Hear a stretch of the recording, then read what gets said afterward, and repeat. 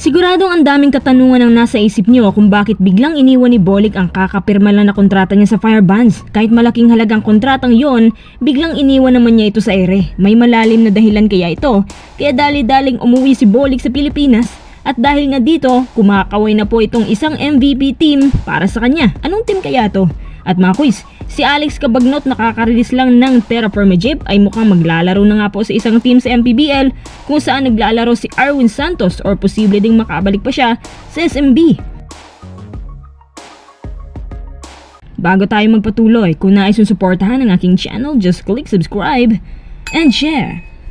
Ang kontrata ni Bolik na naglalaman ng 1.5 million kada buwan ay nilisan niyang bigla nung nalaman niya na buntis ang kanyang asawa. Pero marami ang nagsasabi na kahit nga buntis ang asawa niya, may mas malalim na dahilan pa ito kaya biglang iniwan niyang bilig. Sa bagay na yan, may nalalaman po ako. Ganito yan. Totoo naman po talaga na tanging pagbubuntis ng asawa niya ang dahilan kaya nilisan niyang bigla ang Firebands. Pero hindi po uuwi si Bolik sa Pinas ng ganun-ganun na lang. Alam ko, hindi naman basta-basta uuwi si Bolik kung walang trabaho naghihintay sa kanya sa Pinas.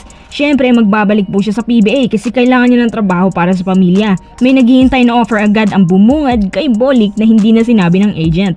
Ay kay Sir Marvin Espiritu, kahapon lang nakarating si Bolik para bantayan ang asawa niya. Ang tanong, anong team po ito? Hulaan nyo, kasi ang team na to may problema sa katigasan ng ulo ng kanilang ikangay superstar. Kaya nung nalaman nila na uuwi si Bolik, agad nilang nirecruit ang 28-year-old na to. At sigurado naman ako na mapupunan niya ng maayos ang role na binutasan ng feeling superstar. O kilala nyo na siguro to.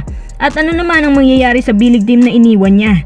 Sa katunayan, galit po ang management kay Bolik kasi hindi po nila ina-expect na mangyayari ito. Alam nyo ba na satisfying po ang performance niya sa bilig at nagustuhan po nila si Bolik? Yung 2-year deal na yan, dadagdagan pa sana nila ang kontrata up to max contract kaya sayang talaga. Kaso hindi na mapigilan to si Bolik. Upon request, agad po nilang nirelease. Bukod dito, humihingi po ng refund ang mga tao sa Firebands sa mga jerseys na nabili nila na nakapangalan kay Bolik. Kaya ganun na lamang pagkainis ng Firebands sa kanya.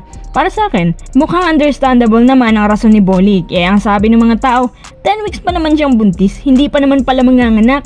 Pero yun na yun. Ang importante na lang kay Bolik sa ngayon ay may trabaho naghihintay sa kanya at sustainable din naman kasi ang team na to malaki rin magbayad at si Bolik worth it din sa kanyang value.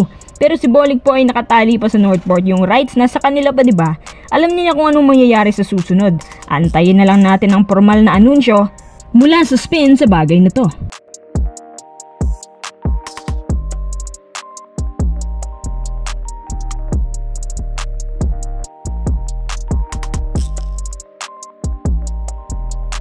Tara, next update naman tayo. Alex Cabagnot nirelease na po ng Converge. Nako, para sa akin bad move itong pag-release nila kay Cabagnot kasi si Cabagi may gas pa sana yan at magandang leadership na dala niya. Kahit man lang sana nilagay siya sa posisyon ng coaching staff, pwede nila gawing mentor yan. Kung hindi lang sana injury prone, mas magaling pa nga yan sa ibang players nila.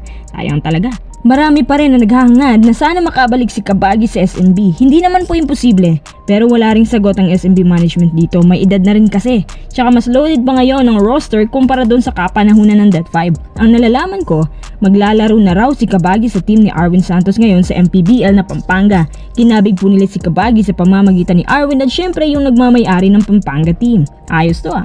Dalawang SNB products magsasama ngayon sa MPBL.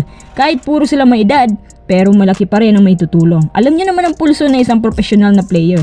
Si Cabagi po ay kasalukuyan ng papakondisyon at abala din po si Cabagi sa kanyang business. Sa ngayon wala rin po kaming nababalitaan na may ibang team sa PBA nagkaka-interes sa kanya. Mukhang sa MPBL na talaga ang destination niya. Mukhang okay na rin. Isang reunion pala to para sa kanila ni Arwin.